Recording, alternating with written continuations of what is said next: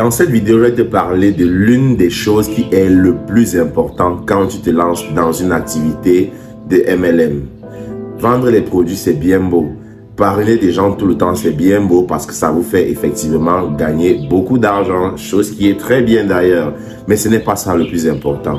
Alors, si tu veux savoir qu'est-ce qui est le plus important lorsque tu te lances dans un business de MLM tel que l'Enriche que nous développons ici, je t'invite à faire trois choses. Trois petites choses qui ne te coûtent même pas un franc CFA.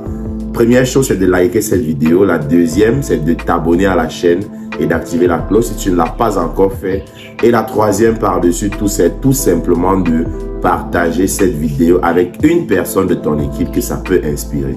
Alors, si tu es prêt, si tu as pris de quoi noter, sans plus tarder, on est parti.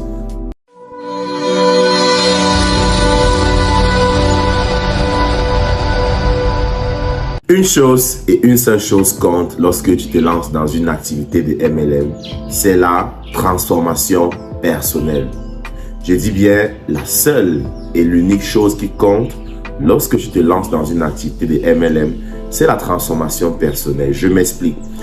En fait, le processus à suivre dans le MLM est différent pour chaque personne. Et ne t'appuie pas sur la progression d'une autre personne pour te dire que tu es à la page ou bien tu es en retard. Beaucoup ont ce sentiment de vide, ce sentiment de manque.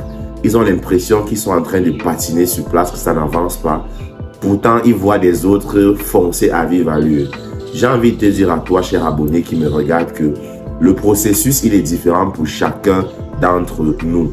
Ton processus n'est pas mon processus, mais l'arrivée sera la même arrivée. Mais le trajet ne sera pas le même trajet, le parcours ne sera pas le même. Ce qui est important, c'est le processus que tu vas suivre. Et par-dessus tout, c'est la personne que tu deviens à travers ce processus qui est important. C'est la personne que tu deviens que les gens vont suivre. Et c'est à cette personne-là que les gens voudront ressembler.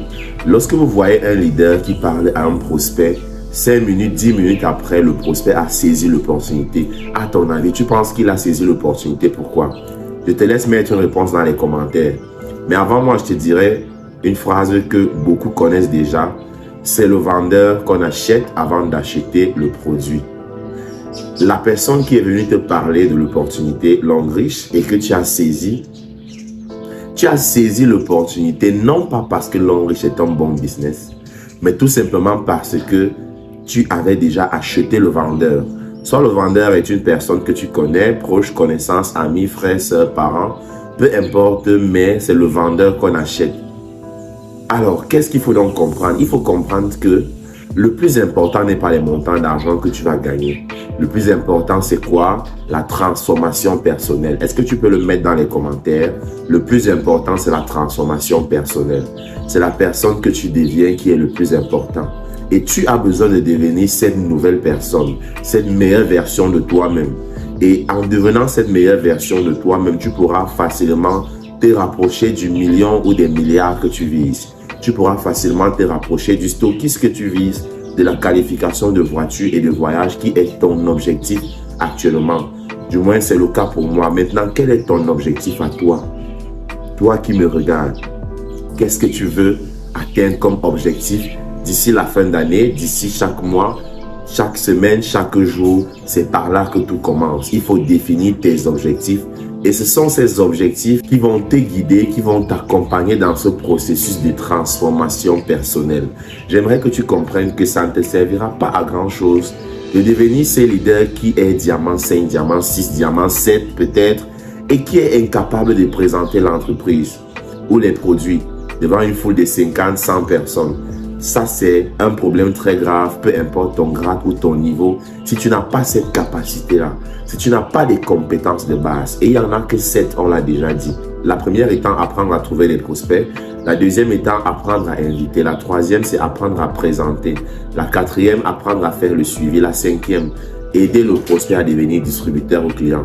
La sixième, aider le nouveau distributeur à démarrer du bon pied. Et à la septième qui dit simplement apprendre à promouvoir les événements.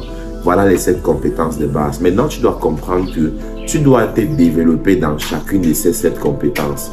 Tu dois développer ton intellect dans chacune de ces compétences. Car c'est en développant ces compétences que tu vas te transformer. Et à travers ce phénomène de transformation, tu deviendras meilleur. Tu deviendras différent de ces Simon-là que les gens ont connus tout le temps. Et les gens auront envie de suivre la nouvelle version de Simon. Ils auront envie de suivre la personne que Simon est en train de devenir au travers des processus de formation, des séminaires, des conférences, de Google Meet, des vidéos tournées. C'est ça qui est le plus important, cher abonné qui me regarde, cher partenaire.